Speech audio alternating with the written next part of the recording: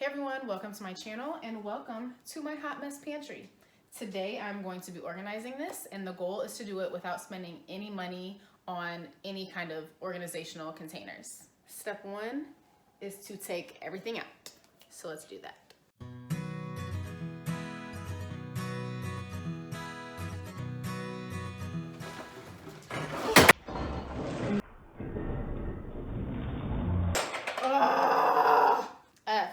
Try not to do this.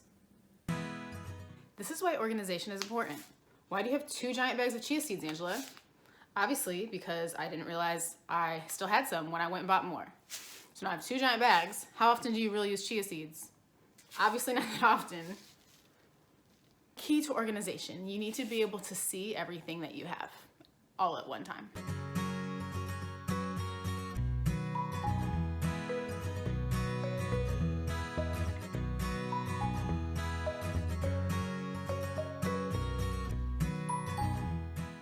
So, how to organize your pantry without spending any money. Over the past couple months, I've known that this is a project I've wanted to do, so I have started saving boxes and jars. So salsa jars, pasta sauce jars. So I have a few different jars like that. I also started saving boxes like this, like low boxes. I just feel like this is probably gonna be a good way to like keep things together by like section. So maybe like a box for baking items or canned items or what have you. I also have 2 jars like this. Now these I actually did get from IKEA, but I didn't have to pay for them. So they're $4.99, and for my birthday month, IKEA gave me a $10 coupon voucher. It wasn't like you didn't have to spend a minimum of anything. It was just a free $10.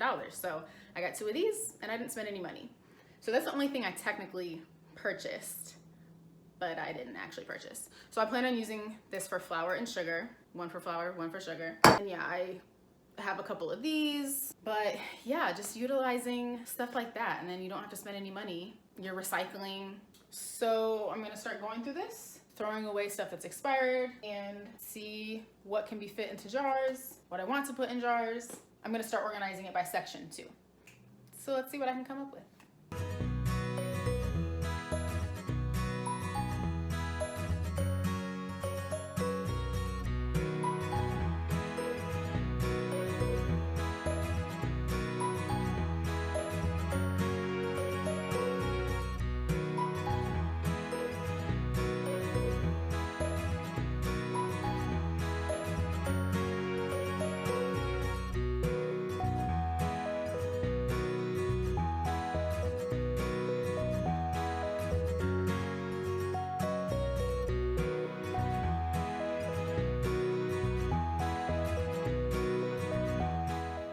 Okay, this is where I am at currently.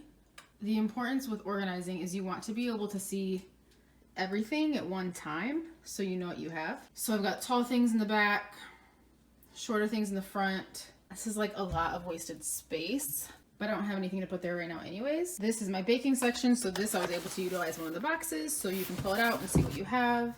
I was able to put all my coffee in one section. And now I need to figure out what I'm doing with the other shelves. So technically there's already stuff that already existed there, but I would kind of like to leave some extra room in case, like for when I do buy more groceries. Again, I would rather not utilize that space. If I can have some other space just already free, I would prefer that.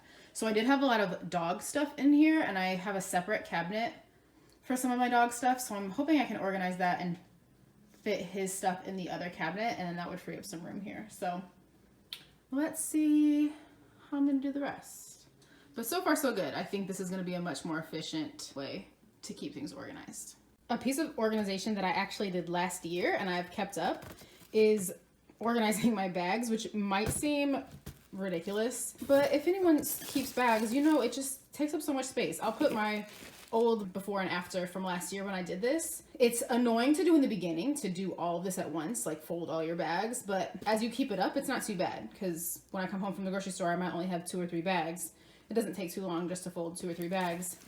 And then it is just much more contained and takes way less space. So maybe a little ridiculous, but it's worked for me.